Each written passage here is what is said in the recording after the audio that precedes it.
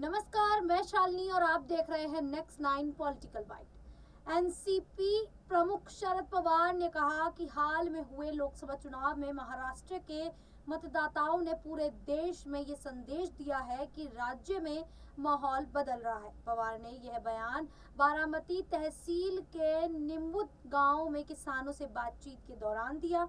उन्होंने कहा, हाल में संपन्न लोकसभा चुनाव में हमने केवल 10 सीटों पर चुनाव लड़ा था, लेकिन इन 10 में से 8 सीटों पर उम्मीदवारों को चुनकर राज्य की जनता ने पूरे देश में ये संदेश दिया है कि राज्य का माहौल बदल रहा है। उन्होंने कहा कि राज्य की बागडोर बीजेपी के हाथों में है, लेकिन चुनाव प्रचार के दौरान लोगों की भावनाओं को देखते हुए उन्हें यह स्पष्ट हो गया कि परिणाम अलग होने वाला है।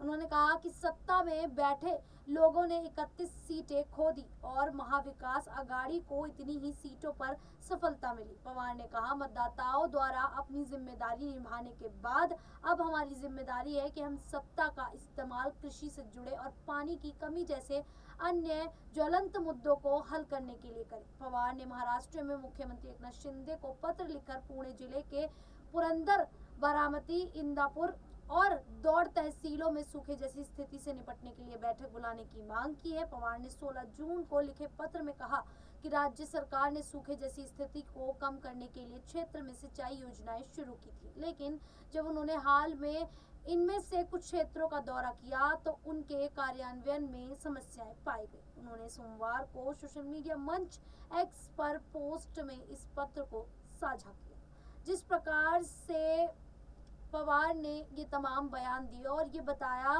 कि माहौल बदलने वाला है। और उन्होंने जो दौरे किए जिसमें उन्होंने कई कमियों को खोजा, ऐसे में जिस प्रकार से उन्होंने प्रमाण पत्र लिखा, उन्होंने चिट्ठी लिखी एकनाथ शिंदे को, इसको लेकर आप लोगों की क्या राय है, क्या मानना है, हमें कमेंट करके जरूर बताइएगा। इसी प्रकार की देश दुनिया से जुड़ी खबरों के लिए देखते रहिए नेक्स्ट 9 पॉलिटिकल बाइट।